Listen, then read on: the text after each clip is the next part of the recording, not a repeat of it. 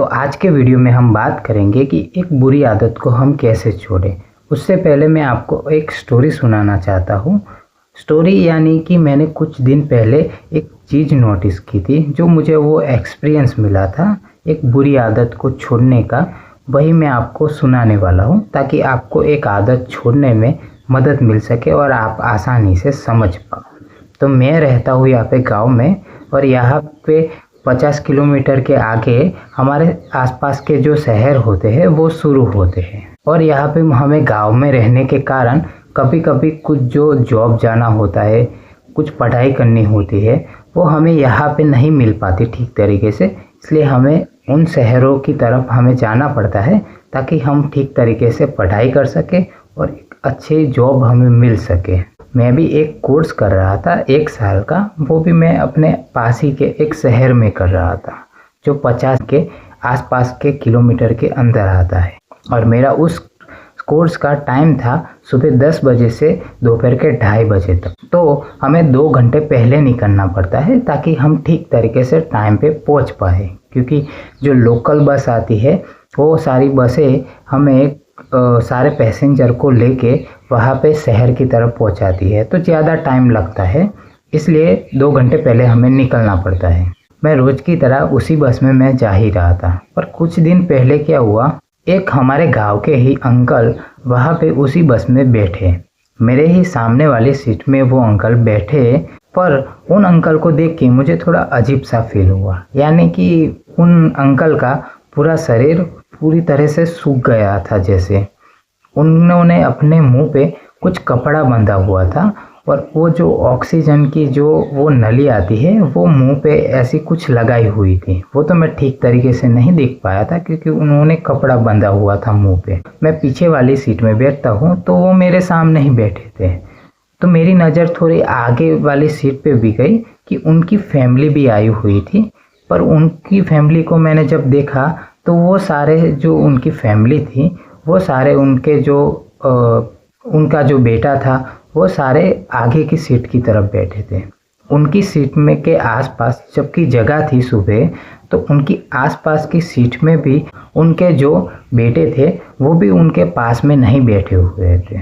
तो मुझे उनके जो परिवार वाले थे उनको देख के भी मुझे थोड़ा अजीब सा लगा कि उनके कैसे परिवार वाले हैं कि उनके जो अगर इन हालात में इस उम्र में इनको कोई बीमारी हो गई है, कुछ हो गया है, तो उनके साथ कम से कम उनको बैठना तो चाहिए ना। तो धीरे धीरे करके बस आगे जा ही रही थी और बस में पैसेंजर और आ ही रहे थे। तो ध्यान से देखा तो उनके आसपास भी सारे लोग उनकी तरफ देख रहे थे और उनकी सीट में कोई बैठने के लिए भी तैयार नहीं हो रहा था। तो जैसे कोविड आया था तो कैसे सारे लोग किसी इंसान से दूर दूर भाग रहे थे, तो उसी तरह से उन अंकल को वो सारे लोग वो ट्रीट कर रहे थे, यानी कि गलत तरीके से ट्रीट कर रहे थे।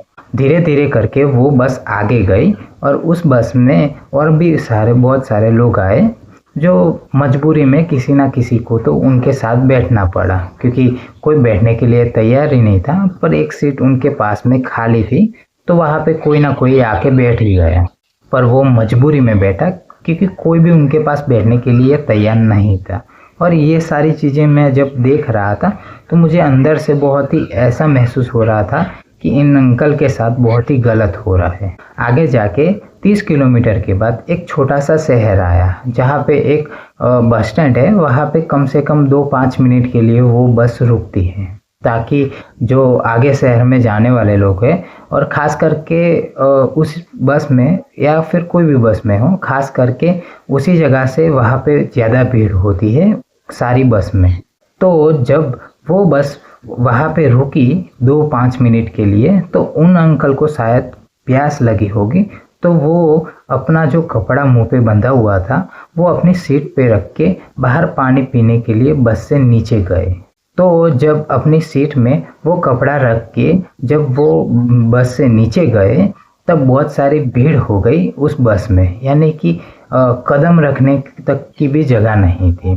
तो वो अंकल पानी पीने गए और पानी पी के जब वो आ ही रहे थे तो उन्होंने देखा कि वो बस आगे शहर की तरफ जाने के लिए वो शुरू हो गई है, यानी कि चालू कर दी थी वो बस। तब जब वो अंकल पानी पी के आ ही रहे थे तो वो अंकल दौड़ते दौड़ते आ ही रहे थे, यानी कि वो भाग रहे थे और सारे लोग आसपास के जो नीचे भी लोग थे वो सारे लोग उनकी तरफ देख रहे थे।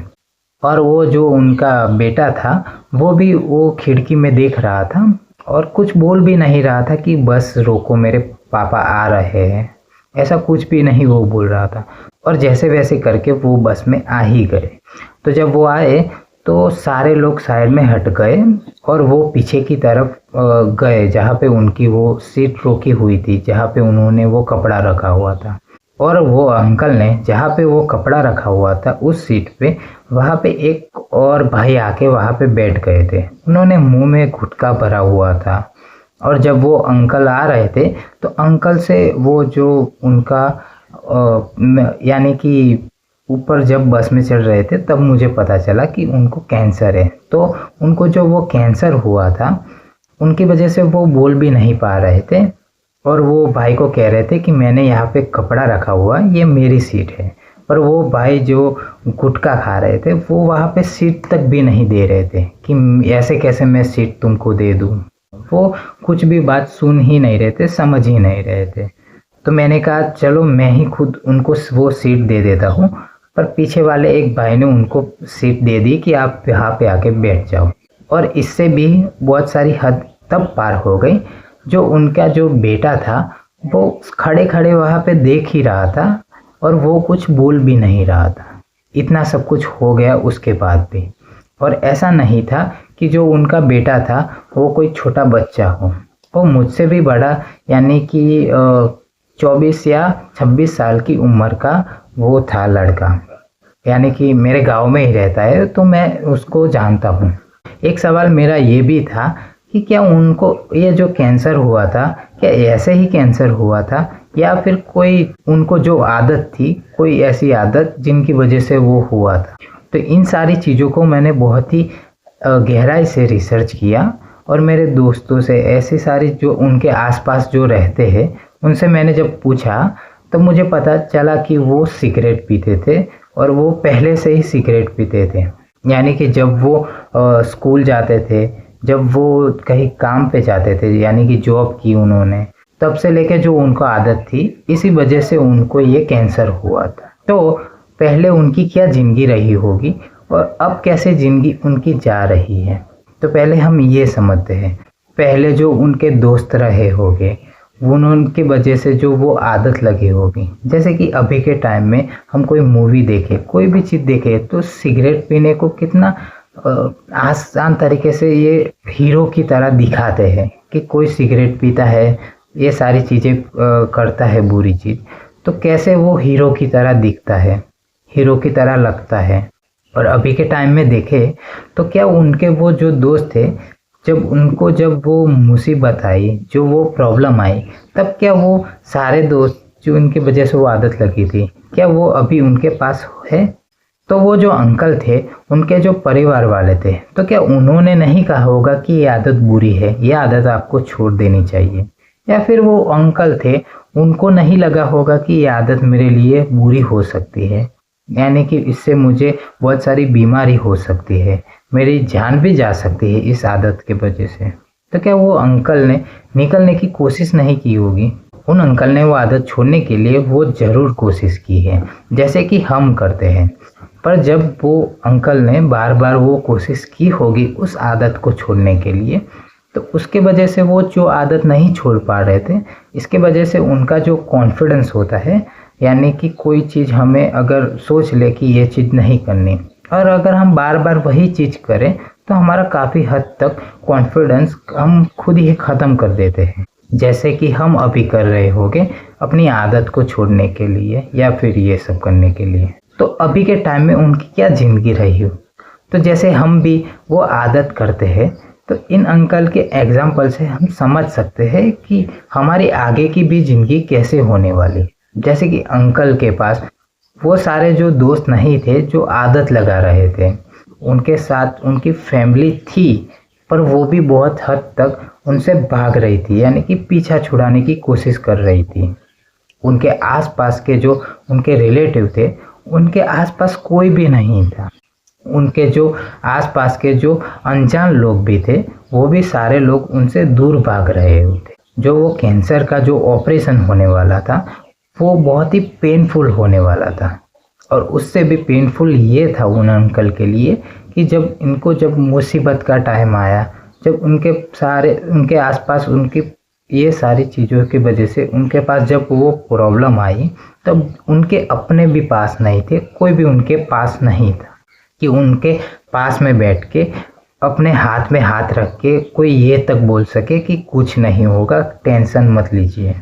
तो आज की हम बात करें तो वो अंकल अभी के हालत में उनका जो ऑपरेशन था वो हो गया है और अभी काफ़ी हद तक वो ठीक तरीके से रह रहे हैं। पर हमें भी कोई ना कोई आदत है, तो अब इसका सॉल्यूशन क्या है हम ये जानते हैं। इन सारी चीज़ को जो मैंने नोटिस किया और मैंने जो सीखा वो मैं आपको कहता हूँ। तो अब इसका सॉल्यूशन क्या है? इसका सॉल्यूशन ये है कि जब हम किसी आदत को, जब वो हमें आदत वो लगती है और जब वो आदत हम देख लेते हैं कि हमारे साथ वो आदत से फ्यूचर में क्या नुकसान होने वाला है, तो काफ़ी हद तक वो आदत हमें छोड़ने में बहुत ही मदद मिलती है। यानी कि अगर किसी इंसान को अगर सिगरेट पीने की आदत है, अगर वो अपने आसपास के किसी कैंसर हॉस्पिटल में जाके 2-4 बार जाके वहाँ पे देखे कि किसी को सिगरेट पीने के बाद जो उनका जो इलाज होता है उस हॉस्पिटल में, और वहाँ पे जाके उस इंसान यानी कि देखे कि मेरा भी क्या हाल होने वाला है अगर मैंने ये सिगरेट नहीं छोड़ी, तो काफ़ी हद तक उस आदत को छोड़ने में बहुत ही आसानी होती है। और ऐसा भी नहीं है कि सिर्फ कैंसर का हॉस्पिटल हो। अगर कोई व्यक्ति अगर शराब पीता है तो वो कोई लीवर हॉस्पिटल में या फिर ये सारी हॉस्पिटल में जाके जिसको जो आदत हो, उससे जो होने वाली बीमारी है वो जाके वहाँ पे 1-2 दिन के लिए देख सकता है। तो पहली चीज़ आपको ये करनी है कि 1-2 दिन आपको उस आदत को देखना है। यानी कि देखने का ये भी मतलब नहीं कि आप सिर्फ उस आदत को जाके उस पेशेंट को सिर्फ आप देखो। यह कहने का ये मतलब है कि 1-2 दिन 2-4 घंटे के लिए आप उस व्यक्ति को, या फिर बहुत सारे ऐसे इंसान होंगे वहाँ पे होंगे जो उनकी जो प्रॉब्लम हो रही होगी उस टाइम, उनको जो तकलीफ़ हो रही होगी, उनको कैसा महसूस हो रहा होगा, ये सारी चीज़ें आप देखो, ताकि आपको पता चले कि क्या क्या उनको प्रॉब्लम हो रही होगी। तो दूसरा तरीका आपका ये होगा कि उस आदत को कैसे भी आपको उसी टाइम छोड़नी होगी।